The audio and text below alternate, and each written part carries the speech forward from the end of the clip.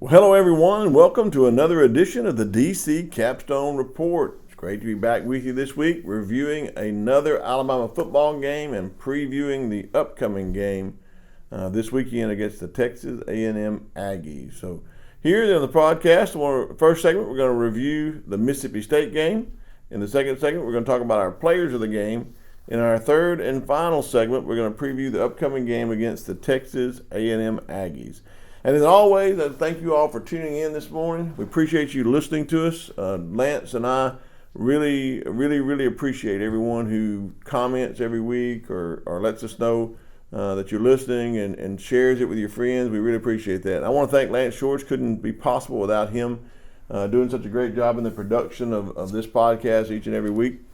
And just be sure and go out and check out Lance's other sites, freelancepictures.com and RollTideBama.com for some great Alabama content. You're listening to the DC Capstone Report. The DC Capstone Report is featured each Tuesday morning on the Martin Houston Show at Tide 100.9. You can listen live at Tide100.9.com. Well, welcome back to the DC Capstone Report. Here in our first segment, we're going to review the last week's game against the Mississippi State Bulldogs. Well, this past week, Alabama traveled to Starkville for a late night showdown with the Mississippi State Bulldogs there in Davis Wade Stadium. It was a packed house, really loud. The cowbells were in full working order, and I think it really rattled. So I think, first of all, our offense came out, got the ball first, and we were a little rattled. I use that terminology, with no pun intended. Those cowbells were rattling big and loud, and I think sometimes it causes communications breakdown. So our offense kind of got off to a sluggish start. I think we had some mistakes that were made early on in communication on our offensive line. I know there was some mistakes still made with the snaps, so that was seen prevalently in the beginning there with the offense, and so I still think we got off to a too sluggish a start on offense, but we picked it up, did really well. Jalen Milroe really made some plays with his legs, did a really good job of extending some plays, taking what the defense gave them. And over the time, it was clear that our offensive line was able to impose their will on the defensive side of the ball, on the defensive side of Mississippi State. And I believe Mississippi State was a little down in their defensive line. They had some injuries. They got some more injuries in the game, and that caused them to be relying on some backup players. But we took advantage of that, and we began to kind of impose our will on them. The other thing I think about this offensive side of the ball that I can't help but mention, and I'm not sure what all my listeners feel about this, but I just felt early on in this game that our offensive coordinator, Tommy Reese, did not have a grasp of what was going on, or he had an agenda and he was trying to make that agenda work, and it was like, in my opinion, like trying to fit a square peg in a round hole. Running the ball looked like it was working. We were averaging 4.5, 5 yards a carry by both of our running backs early on, but we never committed to that run. I didn't understand it. I couldn't figure it out, why you would go drop back and try to pass on 2nd and 2 or 2nd and 3 when you were running the ball so effectively and put yourself back in a hole. If I knew that they were going to do that, I'm sure Mississippi State did. I think that's what contributed to that first sluggish start. I think Coach Saban got fired up on the sideline, and he began to not only talk to the players but talk to the offensive coordinator. And I believe we had a more dedicated effort to run the ball later in the game, and I think we saw the benefits of that. Running the ball early on is what sets up the play-action passes. You can't have a ball player running unless there's a blown coverage. You don't have a player running wide open if you don't run the ball and keep running the ball so that the safeties think that you're going to run the ball. That's why the play-action pass is working. So run the ball on first down and gaining 9 yards and then trying to throw right on second down doesn't work unless you set that up during the game. And we never set it up. It looks like we had a script that we want to try to stay to. And in my opinion, it seems like we're trying to still make Jalen Milroe a drop-back passer and I just don't think they're playing to his strengths, or at least they didn't in that first quarter. So I think that contributed also to the sluggish play.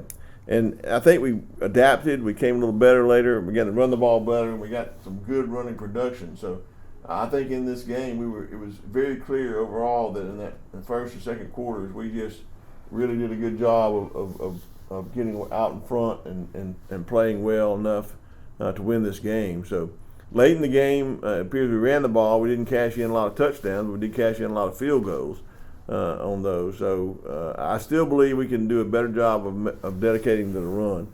On defense, I don't really have any criticisms. There were a couple of times where they drove down, but you got to give Mississippi State credit. We were playing against a team who was trying the best to score. They had a good game plan that came right out of that second half to score that final touchdown drive, but we shut them down after that. So I think limiting them to 17 points for offense that was in the past has been used to scoring much more than that. So I think we did a good job on our defensive side of the ball. I think one of the reasons we did so good in that, even though we were down a man, it seemed like we had people that next man up mentality.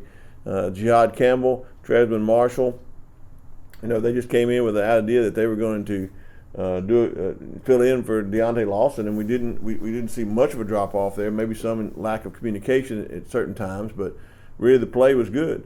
And we had more turnovers this game. We had 3 interceptions, so it looked like that we were game planning well for our safeties and our outside linebackers and our middle linebackers to watch when they were throwing. And so I was very pleased with our defensive production in this game. So overall, great game. We won the game 40-17, and I think that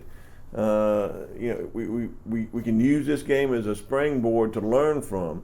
Number one thing we did, we got our first SEC road game under our belt, so that all the players realize no matter where you go in the SEC, it's going to be loud, and they're going to be against you. And early on, we're going to have to weather those storms, and we're going to have to start. We learn in this game. We're going to have to learn to start faster on offense when we have opportunities to do that, and play to our strengths, and not set ourselves up to fail or shoot ourselves in the foot with pre-snap penalties or lack of communication or bad snaps.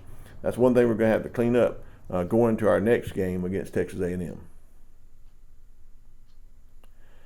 Well, welcome back to the DC Capstone Report. Thank you again for tuning in this week. You can always check us out here on dccapstonereport.com or follow us on Twitter at DavidCott50 or on Facebook at DC Capstone Report page, or you can watch us on YouTube there at DC Capstone Report. So glad that you're all here. We're glad that you're listening, and we appreciate your continued support of our podcast. And we couldn't really do this each and every week without the support of our sponsors. And our sponsor for the podcast is Karen Cottingham Realtor with the Williams Group at Keller Williams. For all your real estate needs here in the Tuscaloosa area, but also throughout the state of Alabama, you can contact Karen Cottingham at 205-887-4008.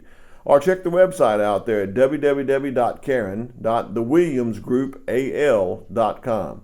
That's Karen Cottingham Realtor for all your real estate needs statewide in the state of Alabama. 205-887-4008.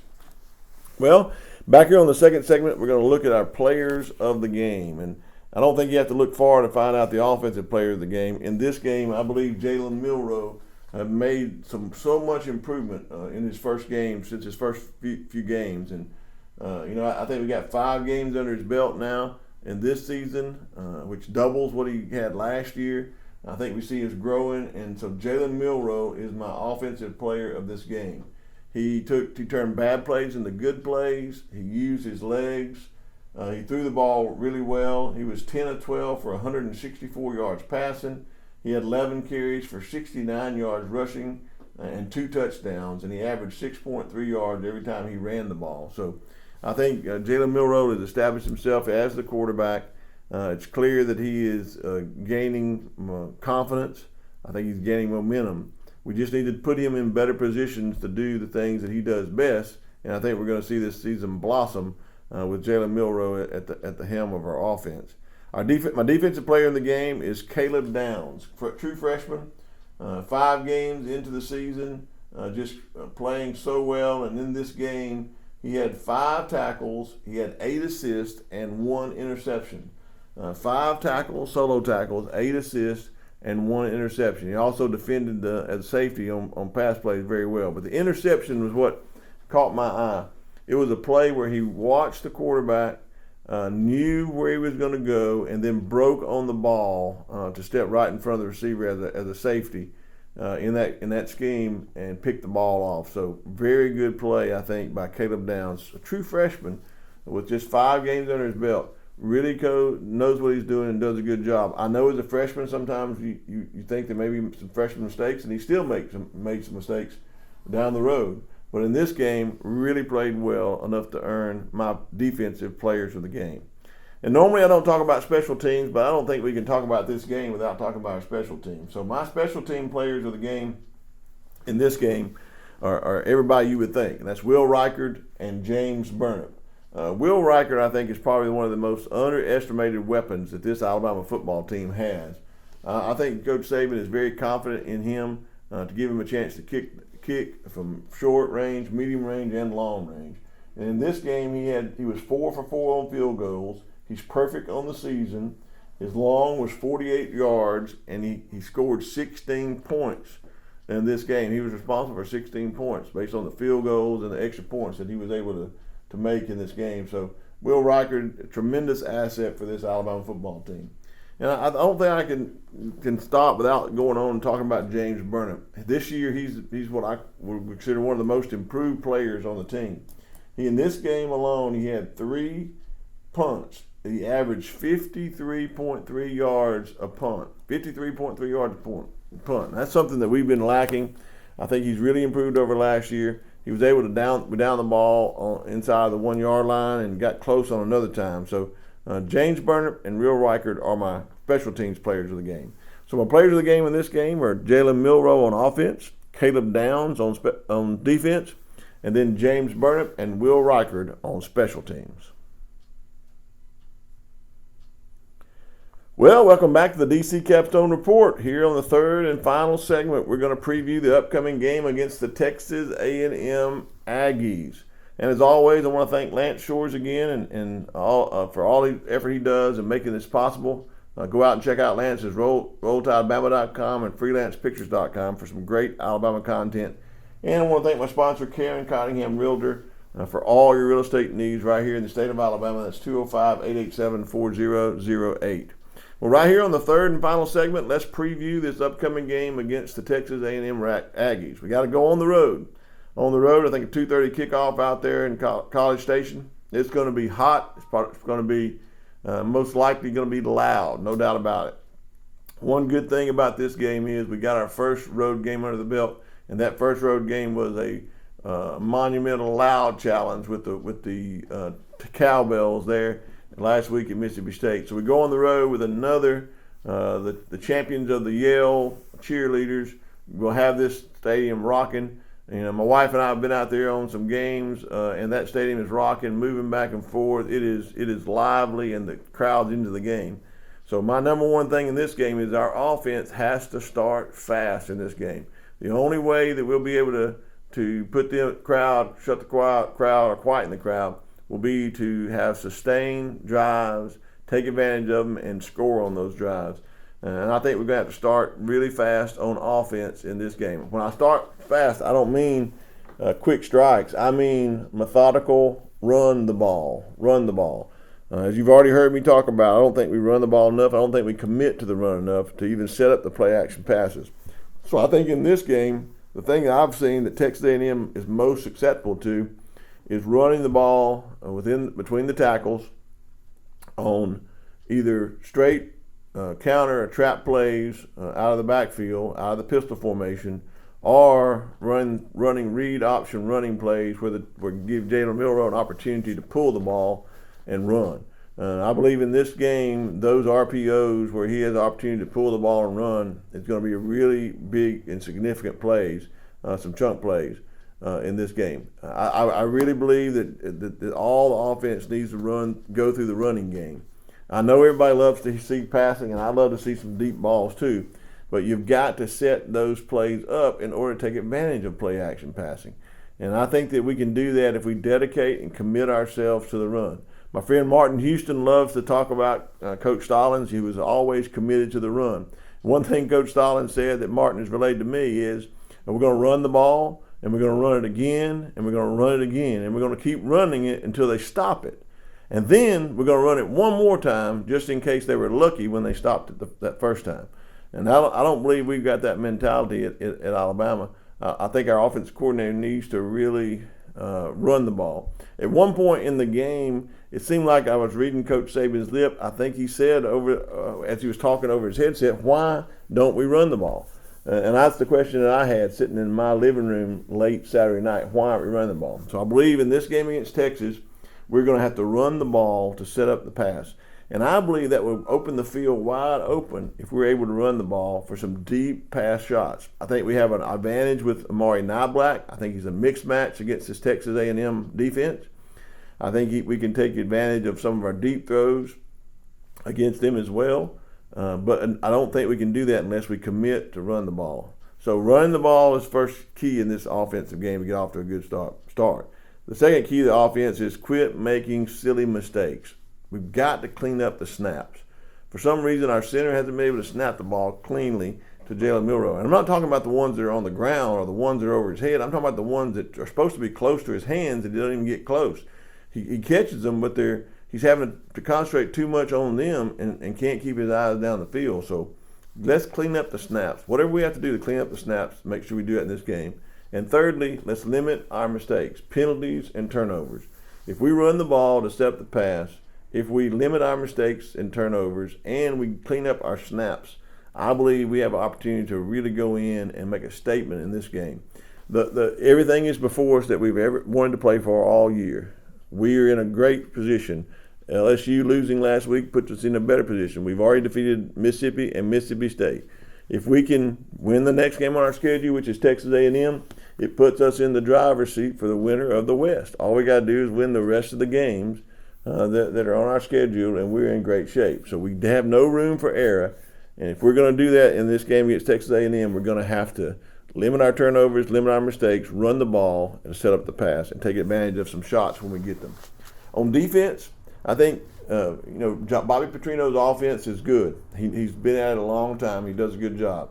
Jimbo Fisher, big offensive mind. I think they've come together on their philosophies and had some opportunities to take advantage of that in the games that they won. So what we're going to have to do is realize what they do best, and that is they like to run the ball and play action pass. And Bobby Petrino is the best at setting up the play action pass that I've seen.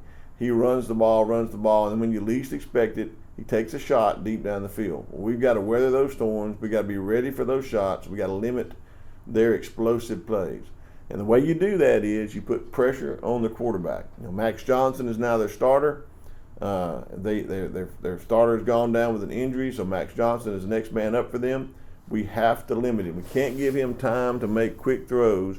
We've got to pressure the quarterback and limit his ability to see the field, downfield, so that we can get him, rush him with the defensive lineman and let our ends do a great job. And when we have to, blitz in order to keep him in the pocket and keep him limited in his throws downfield.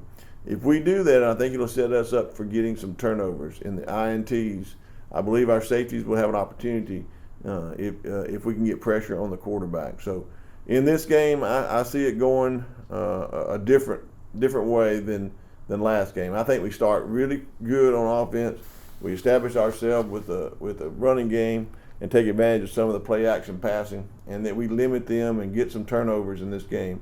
And I think we win this game. And at the final score, my prediction is going to be Alabama 38, Texas A&M 24. I think we come out of this game establishing ourselves in the national championship race and the SEC West and SEC championship race as well. And I believe after this game, after this victory, we'll be back in the top 10. Well, that's it for the DC Capstone Report this week. Thank you for tuning in. Thank you for listening. You can always catch us right here at dccapstonereport.com. This podcast is available on Facebook. You can follow on YouTube as well, or follow me on Twitter at DavidCott50. Well, this is DC for Lance Shores, and we appreciate you listening. Until next time, we're signing off with a big Roll Tide.